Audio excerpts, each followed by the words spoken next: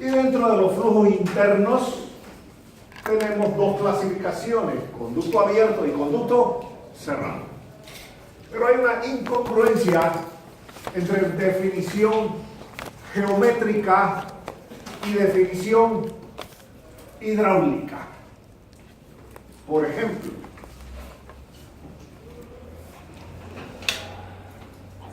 si esto es B y esto es H, tiene esto.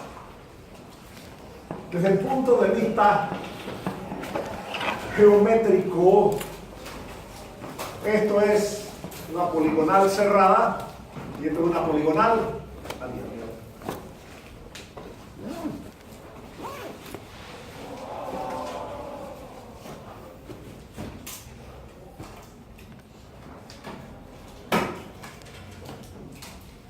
Pero si tenemos el área del conducto, que es igual a B por H, si tenemos el área de flujo, que es igual a BY, aquí el área del conducto está indeterminada por ser desde el punto de vista geométrico una poligonal abierta, y esto hace así, y esto es Y y esto es B. El área de flujo o simplemente área es BY. Cuando el área de flujo es menor del área del conducto, tenemos un conducto abierto desde el punto de vista hidráulico. Así que estos dos casos son conductos abiertos desde el punto de vista hidráulico, aunque esto desde el punto de vista geométrico sea cerrado. Cuando el área de flujo es igual al área del conducto y eso va a ser simplemente A, entonces tenemos un conducto cerrado. Obsérvense. Puedo tener eso. Si eso está totalmente lleno de fluido o si está parcialmente lleno de fluido. Esto es un tubo o tubería. Esto es una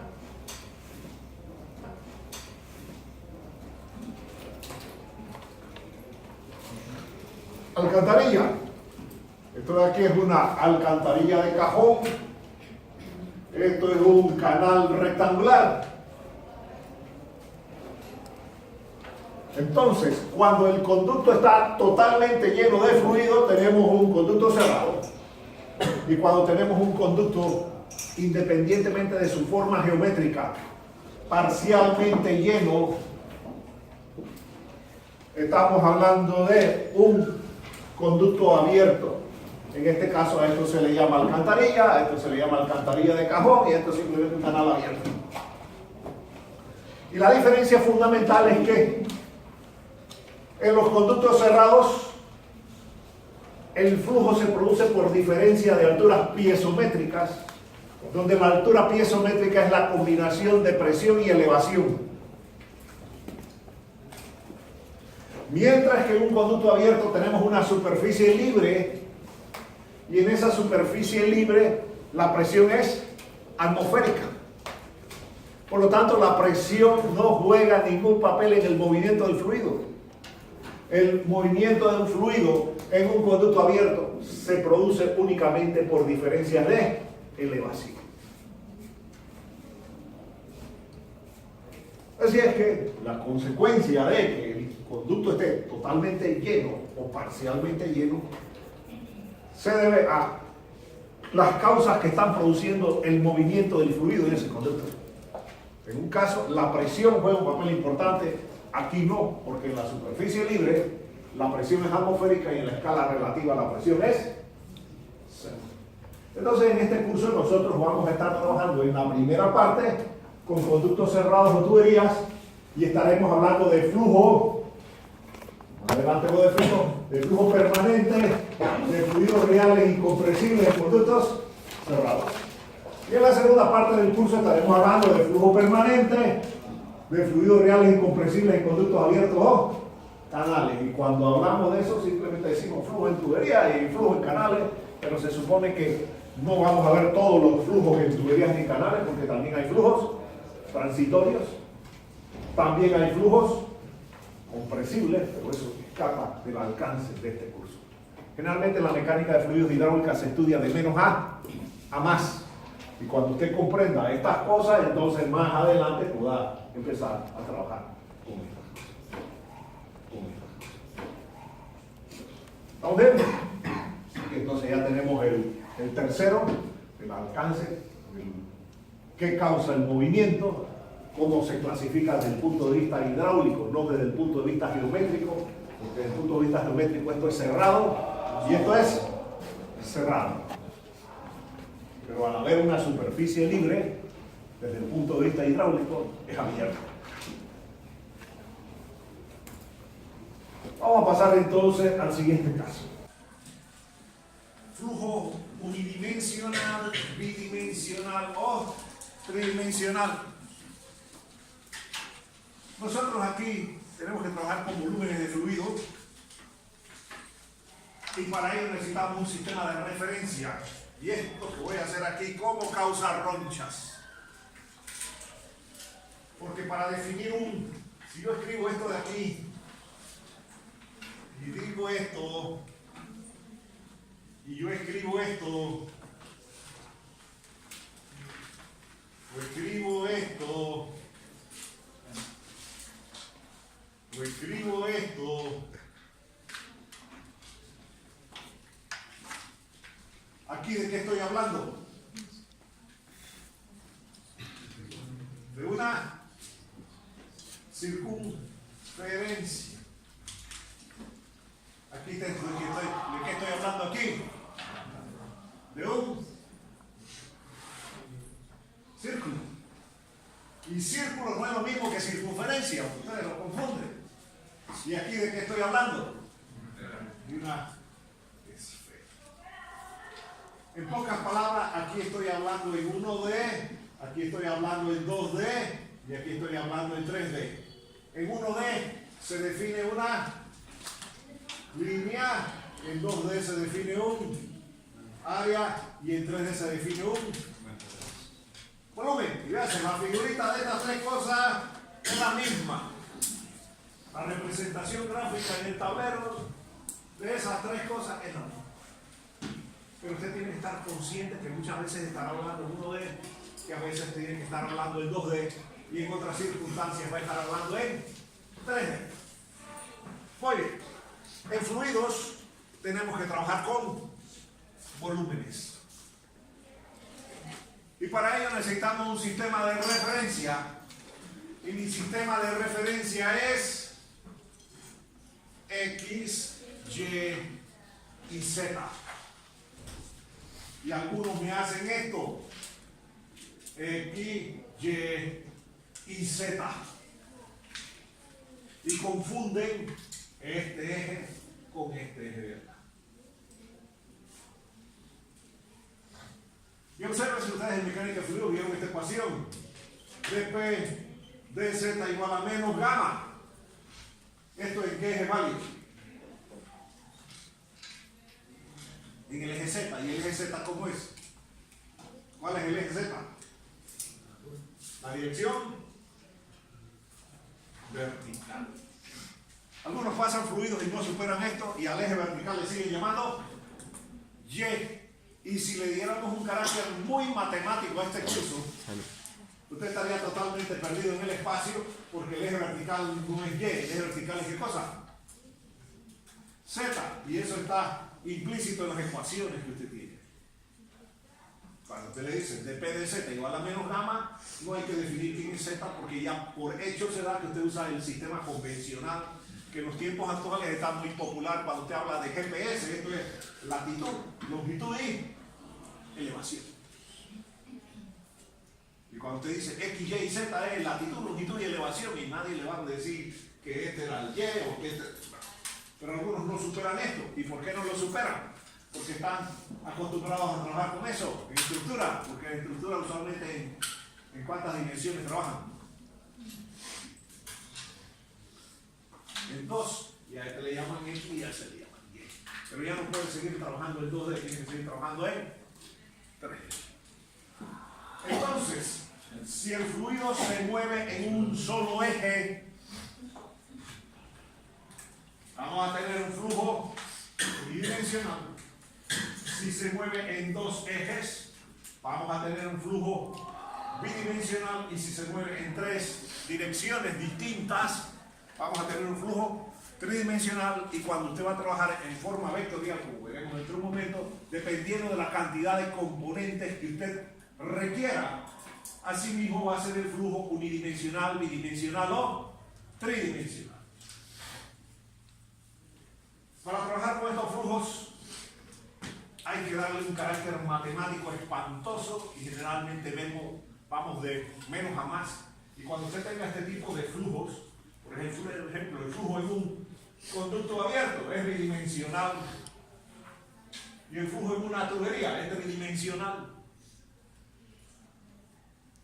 Así que no vamos a trabajar ni con esto ni con esto, buscamos un sistema equivalente que ya mencioné antes y trabajamos con flujos unidimensionales. Trabajaremos con flujos unidimensionales, aunque el flujo en un canal sea bidimensional y a veces tridimensional, y el flujo en un conducto cerrado o tubería sea tridimensional. Pero hay que distinguir algo que es la línea de corriente y el tubo de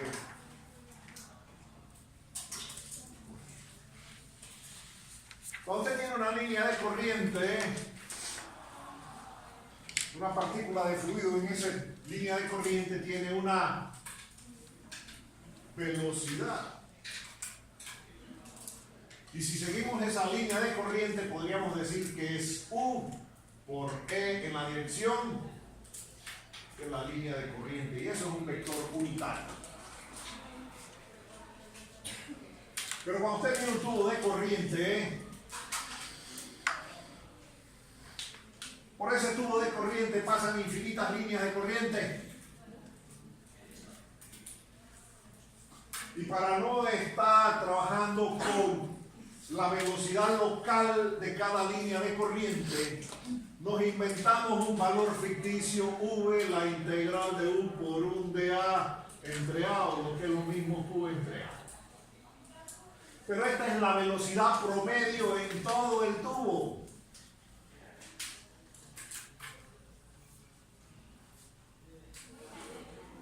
En algunos casos, usted no va a trabajar con todo el tubo. En algunos casos en particular, usted tiene que trabajar en la línea de corriente. Y el caso más elemental que vemos en este curso es cuando usted trabaja con un tubo de pitot. Esta velocidad no se puede medir. Esa velocidad ficticia solamente se puede calcular. Porque si usted tenía aquí esta distribución de velocidad, qué sé yo, y usted colocó aquí un tubo de pitot, ¿qué va a medir ese tubo de pitot? Esta velocidad. La velocidad local de esa línea de corriente. El tubo de pitot no ocupa todo el ancho del tubo de corriente. Y usualmente cuando vamos a trabajar con tuberías o canales, nuestro volumen de control favorito va a ser un tubo de corriente y vamos a estar trabajando con las velocidades ficticias o promedio V. Pero si usted coloca un tubo de pitot, el tubo de pitot nada más mide esta velocidad local. Y U no es igual a U. V es la velocidad promedio de todo el tubo. U es la velocidad local en la línea de corriente y ese tubo de pitot solamente va a medir eso. Así que línea de corriente no es lo mismo que tubo de corriente. Cuando nosotros hacemos esto, aun cuando el flujo sea tridimensional, axial, simétrico, lo que estamos es trabajando de aquí a un sistema equivalente acá para facilitarnos la vida desde el punto de vista matemático. Si no, tendríamos que estar integrando y resolviendo ecuaciones diferenciales al por mayor. Y si usted va a Francia, allá empieza con Navier-Stokes y queda asustadísimo en el curso de mecánica de fluidos, le dan un carácter, los europeos le dan un carácter muy matemático a estas cosas. Nosotros le tratamos de dar un carácter así medio empírico, que sea más manejable y al final obtenga resultados similares. Obsérvese, esta línea de corriente es bidimensional.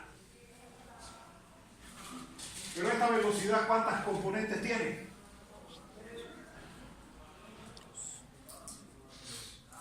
Tiene una.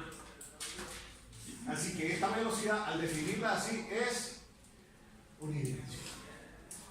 ¿Y qué clase de componentes estoy usando? Ya no estoy usando componentes rectangulares, ahora estoy usando esas componentes que no son inerciales, sino las componentes que ustedes en el curso de dinámica le llamaban a esta la componente tangencial y a esta componente le llamaban ¿qué cosa? Normal. La componente normal.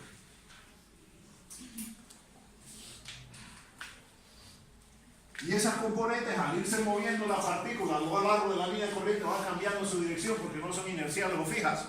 Son un sistema relativo al movimiento de la partícula. En mecánica de sólidos a esto se le llamaba la trayectoria. Y ustedes tiraban paradas, cohetes y la trayectoria parabólica del cohete. Bueno, en mecánica de fluidos a eso no se le llama trayectoria, a eso se le llama línea de corriente. Entonces hay una distinción entre mecánica de sólidos y mecánica de fluidos. Entonces esta partícula de fluido tiene una aceleración.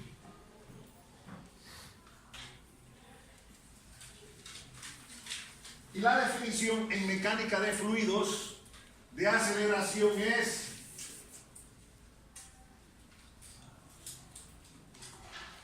que no es lo mismo que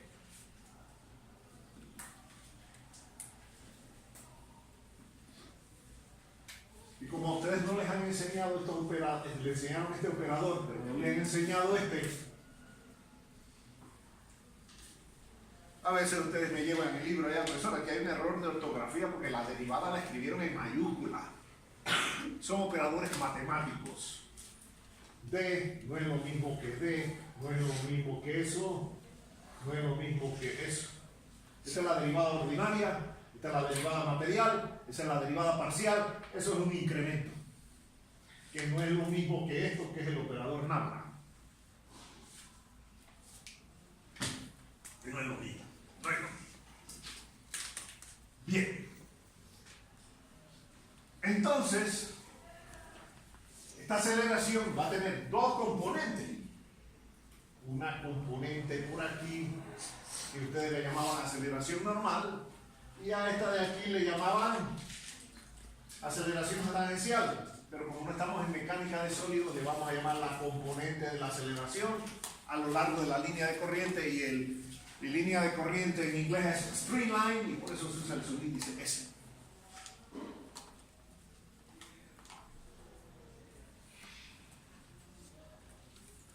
Y la aceleración normal es la rapidez al cuadrado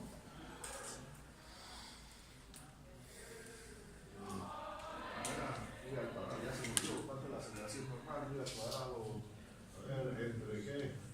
Entre radio de curvatura. Sí. Bien. Voy al cuadrado. Bien.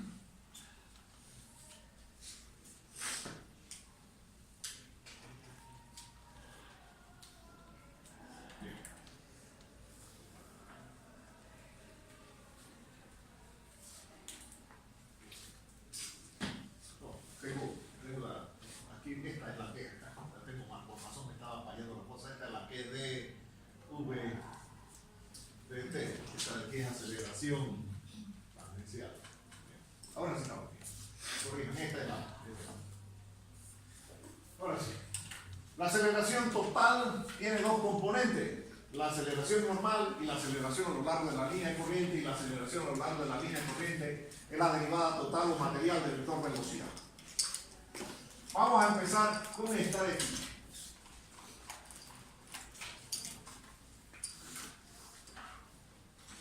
Psi puede ser una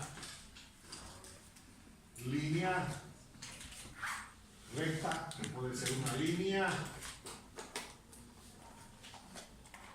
curva, en este caso 2D, en otros casos en 3D.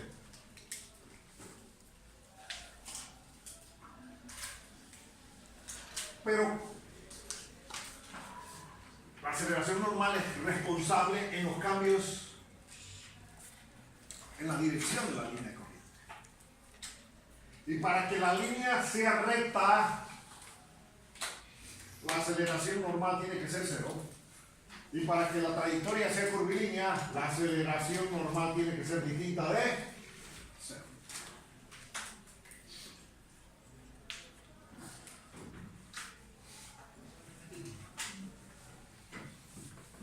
Pero para que la aceleración normal sea 0, ¿qué condición se tiene que dar aquí en esta aceleración normal?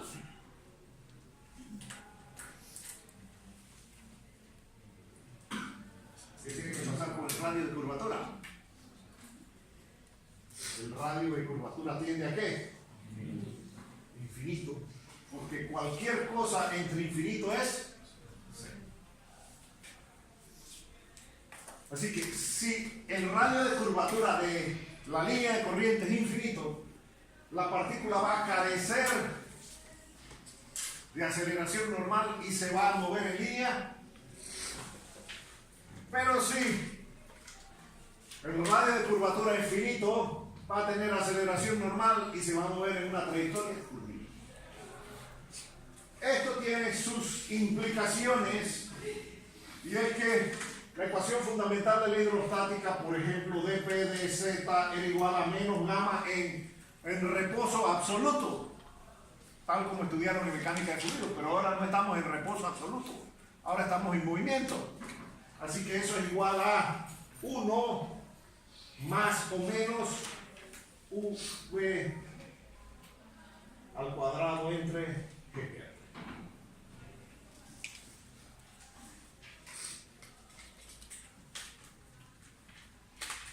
Y como morales en este curso se dice, evite las curvas, porque las curvas son peligrosas.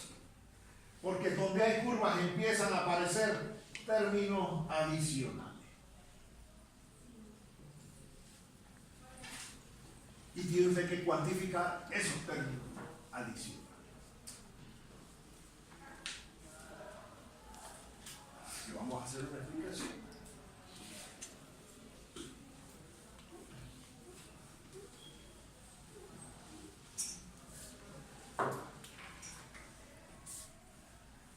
Usted tiene un tanque de suministro.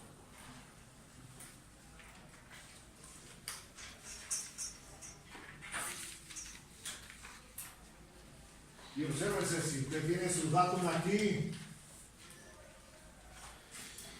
este es el punto 1, y esto es Z1, eso es igual a H1. Y fíjese el punto 2. Y si esto es L, ¿por qué P2 no es igual a gamma?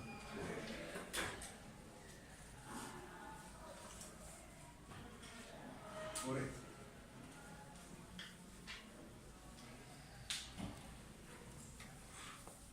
Y si hacemos uso de línea de energía y línea de gradiente hidráulico, esto hace así. Esto aquí es HF, esta es la línea de energía, esta es la línea del gradiente hidráulico, la velocidad promedio en el tubo es V, así que esto es V al cuadrado entre 2G.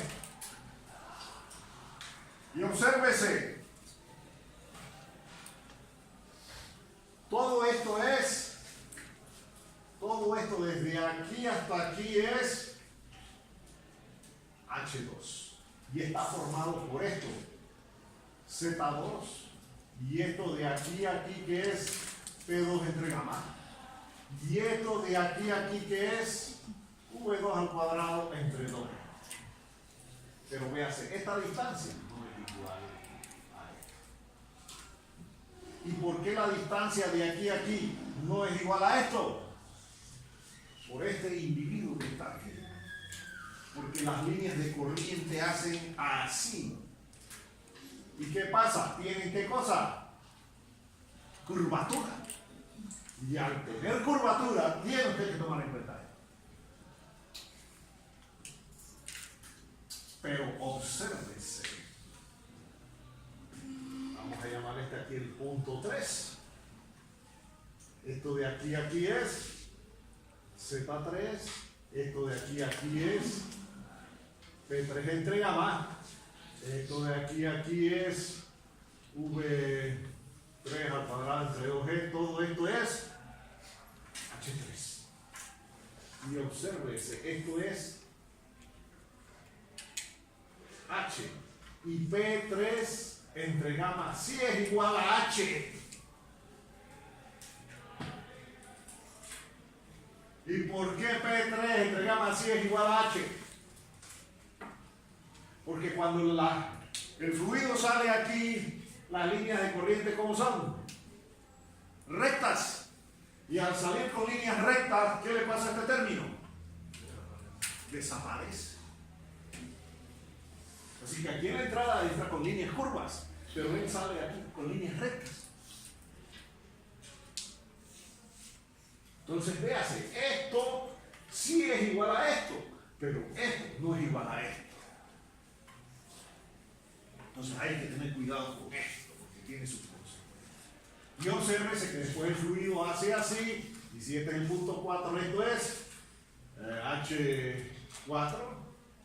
Y obsérvese que ahí usted tiene, este método aproximado, usted tiene que H1 es igual a H2, eso es igual a H3, más HF, esto más esto es igual a esto, y tiene que eso es igual a H4 más HF más H en la salida.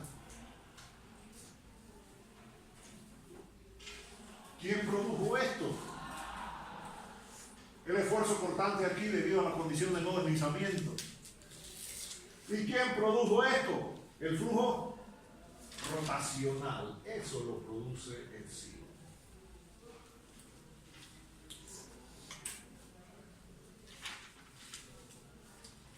Entonces usted tiene aquí que epsilon, que es la vorticidad del flujo, es igual en forma diferencial nabla cruz V. Y si este operador es distinto de cero, el flujo tiene vorticidad, y cuando tiene vorticidad el flujo va a ser rotacional. Pero si este producto es cero, el flujo carece de vorticidad, y cuando carece de vorticidad el flujo es irrotacional. Igualmente, definición de fluido incompresible. El operador nabla multiplicado escalarmente por el vector velocidad de cero, el flujo va a ser incompresible. Pero son definiciones matemáticas. Hay otra definición de esto que se llama la circulación. Yo he pasado mecánica de fluidos. Si no vieron mecánica de fluidos, no es culpa mía, está en el plan de estudio. Y la circulación es la integral cerrada de V punto de. Esta es una definición diferencial, esta es una definición integral. Y este es el complemento de Q, la integral de Q por unidad. Estos dos son complementarios. Esto contribuye a la traslación y esto contribuye a la rotación. Y el movimiento de un fluido puede ser la combinación de traslación más rotación o traslación pura cuando esto es cero. Pero si esto no es cero y hay circulación, es porque el fluido tiene vorticidad, y cuando eso ocurre y estas dos cosas son distintas de cero, entonces tenemos un flujo rotacional y aparece esta cosa de aquí. Las pérdidas menores o las pérdidas locales. Y por eso es la clasificación. Claro, en este curso no es matemático, porque si nos metemos a resolver estas cosas, esto se da en la carrera donde tenemos los estudiantes menos aptos para eso. ¿En qué carrera se da esto y en qué asignatura? Se da en Ingeniería Marítima Portuaria, un curso que se llama Hidrodinámica. Ahí se ve las puras ecuaciones diferenciales, Laplace, Fourier y otro poco de pura de esas que ustedes ven en matemáticas y que después se preguntan ¿para qué dimos eso? En mecánica portuaria da un curso que se llama Hidrodinámica porque ellos tienen que trabajar con olas. Y olas en un flujo externo. Y la matemática se pone interesante. ¿Okay? La matemática hay que trabajar con estas cosas en forma matemática, diferenciales, integrales y cosas. Aquí le vemos un carácter medio empírico, sencillo, etcétera, etcétera, etcétera. ¿Estamos bien? Pero tengo que darle las definiciones. Lo que nosotros vemos es la causa, y esto nos olvidamos de estar integrando todas estas ñamuras. Simplemente vamos a ver en el futuro que eso le vamos a llamar simplemente la H local. Va a ser igual acá por V al cuadrado entre 2G. Y no vamos a trabajar con velocidades locales, vamos a trabajar con la velocidad media en el tubo de corriente y cada un coeficiente que se llama el coeficiente de pérdidas menores o locales. ¿Quién produce esto? Dos causas. Eso lo produce cuando el flujo es variado o cuando el flujo es rotacional. Cuando aparecen estas dos cosas, tenemos que tener una pérdida menor o local de energía.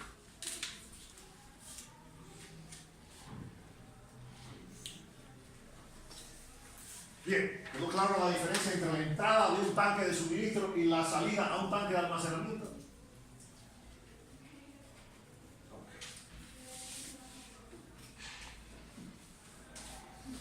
Pero vamos a trabajar un poquito con esto.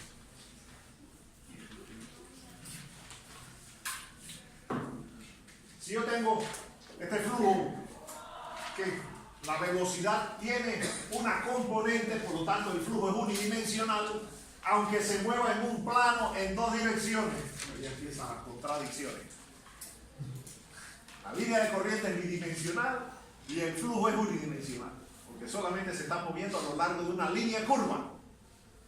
Si hacemos esto, AS es la derivada de 1 con respecto a T más 1 por la derivada de 1 con respecto a S. Y a esto de aquí se le llama la aceleración local y a esto de aquí se le llama la aceleración convectiva. Cuando esto es unidimensional, la aceleración convectiva solamente tiene una componente. Pero si este vector fuera bidimensional, la aceleración convectiva tendría dos componentes, y si este vector tuviera tres direcciones, sería tres componentes de la aceleración. Así que el número de componentes que tiene la componente convectiva, que a su vez es componente de la aceleración de la componente tangencial, y cuando empezamos a hablar del componente de la componente de la componente, matemáticamente ustedes se pierden porque ya no saben en qué nivel está, y es mucho más fácil trabajar con tensores. Pero tensores, ni gracias a usted, a milagro han oído la palabra, así que matemáticamente no le han dado el concepto de tensores. Seguiremos trabajando con componentes de la componente de la componente. Un tensor de grado 0 es un escalar, un tensor de grado 1 un vector, y hay tensores de grado 2, tensores de grado 3, tensores de grado n, y entramos en una área de la matemática que se llama topología, espacios de Hilbert, pero nosotros generalmente solamente asociamos 4 dimensiones, x, y, z y t, nada más asociamos esas 4 dimensiones. Usted puede hablar de espacios n dimensionales, ya son matemáticas sofisticadas.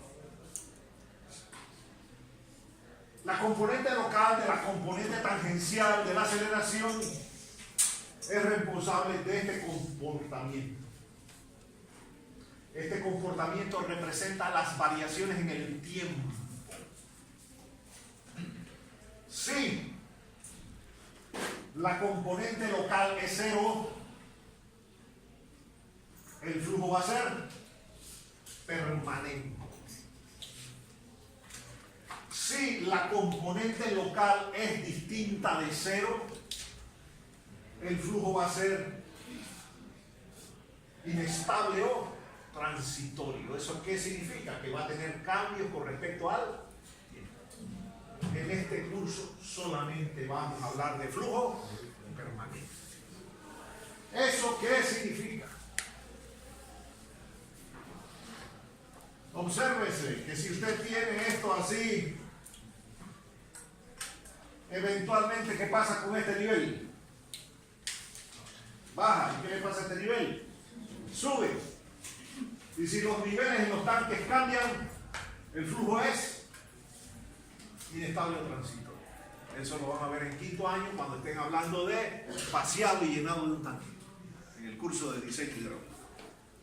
Para poder garantizar esta condición, entonces tendremos que tener estos niveles como constantes. Y si estos niveles son constantes, podremos decir que el flujo es permanente. Así que usted generalmente el análisis no lo hace en un intervalo de tiempo, lo hace en un instante. Y en ese instante el flujo, ¿cómo va a ser? Permanente. Pero en un intervalo de tiempo el flujo, ¿cómo va a ser?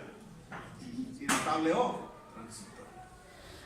Así que para garantizar permanente no vamos a analizar el problema en un intervalo de tiempo. Vamos a analizar qué es lo que está ocurriendo en este instante cuando los niveles en los tanques eran tantos. Por supuesto, usted regresa un día después y ya los niveles no van a ser los mismos. Por lo tanto, las cosas no van a ser constantes, las cosas van a ser variables, pero es más fácil empezar trabajando con cosas constantes y después ponerlo todo a variarse. ¿Estamos bien? Así que aquí va a tener cosas constantes y si es esto todo va a estar variando. Por ejemplo, si usted lo que tiene es esto, vamos a poner aquí V, raíz de 2GH. ¿Qué pasa si esa H es variable? La velocidad, ¿cómo va a ser? Variable. Y el flujo va a tener aceleración local y va a ser inestable o transitorio y este tanque se está variando. Y si esa velocidad es variable y caudal es velocidad por área, el caudal, ¿cómo va a ser? Variable. Y todo va a ser variable. Pero si usted dice, analíceme esto en un instante, esa H en ese instante, ¿cómo es? Constante. Entonces todo esto va a ser constante en ese instante. Así que empezando este curso de hidráulica 1, y aquí no tenemos hidráulica 2 ni hidráulica 3, que no es lo mismo que da hidráulica 1 3 veces, no es lo mismo, porque sigue siendo hidráulica 1. Aquí las cosas las vamos a analizar en un instante, no en un intervalo de tiempo, porque si nos vamos al intervalo de tiempo aparece este individuo de aquí y ya usted no puede decir esto, tendrá que decir esto de acá. Y las cosas que eran constantes ya no van a ser constantes, ahora van a ser variables. Pero así se estudia la hidráulica, la mecánica de fluidos, de menos a más. Y si usted tiene los conceptos, bueno, después pone esto a variar y pone todo esto a variar y vaya. Ya entonces no puede decir esto, ya puede decir esto, va a ser una función del tiempo, y el dq va a ser igual a 1 por 1 de A, y ahí va a obtener Q como una función del tiempo. Y usted si grafica eso, caudal versus T, ¿cómo va a ser? Hasta que el tanque se vació y quedó el caudal cero y ya no hay más agua saliendo.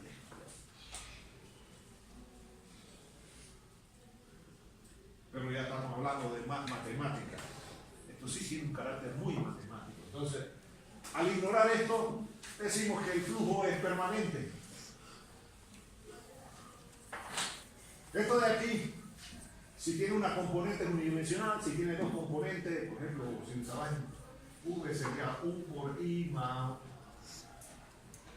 VJ más WK, eso sería V por D, U de X más V por un DU de Y más V por un DU de Z. Y véase, la aceleración convectiva, ¿cuántas componentes tiene?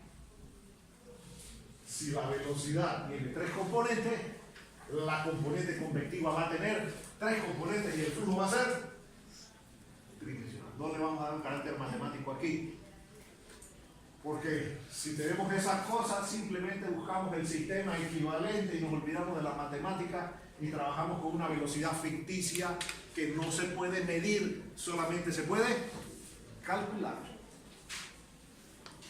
Y nos olvidamos de estar trabajando matemáticamente eso. Esto de comportamiento de aquí es responsable de los cambios con el espacio, así que hay variaciones temporales y variaciones espaciales. Las variaciones en el espacio hacen que el flujo sea uniforme, o sea, variable. Y eso es consecuencia de la componente convectiva de la componente tangencial.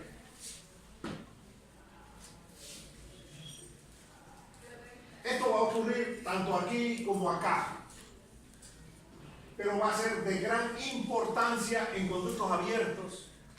Y por eso cuando ustedes vieron la introducción, vimos flujo uniforme en conductos abiertos y vimos flujo variado en conductos en canales.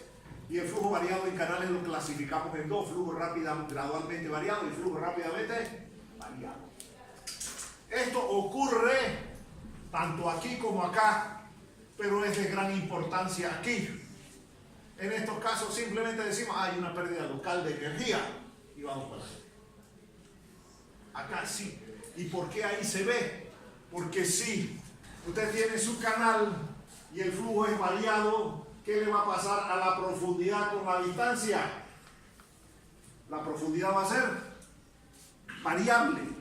Y si esas dos líneas son paralelas, el fondo del canal y la superficie del agua, ¿qué le va a pasar a la profundidad del agua en el canal? Va a ser constante. Y si esa profundidad del agua en el canal es constante, entonces te dice que tiene un flujo uniforme en el canal. Pero si esa profundidad es variable en el canal, entonces ya te va a decir que va a tener un flujo variable. Así que en canales sí es de gran importancia este criterio. Está presente tanto aquí como acá, pero aquí no.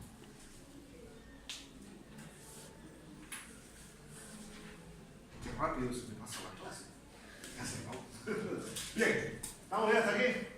Entonces en la próxima clase vamos a definir esto, pero véanse que todo va combinado. Porque desde que empecé a hablar acá, empecé a hablar de HL. Y HL tiene que ver con esto, etcétera, etcétera, etcétera. Ahí tiene que ver con esto, porque el HL es igual al HF más HM. Esto tiene que ver con esto y esto. Y esto tiene que ver con tau, etcétera, etcétera, etcétera. Ustedes ven cómo se van combinando las cosas y va produciendo un resultado. Así que en el proceso de análisis lo primero que usted debe hacer es ¿qué es lo que tengo? Eso le va a permitir decir, hey, ando buscando esto, ¿cómo lo voy a encontrar? ¿Qué podemos asumir? ¿Qué podemos ignorar? ¿Qué tenemos que tomar en cuenta?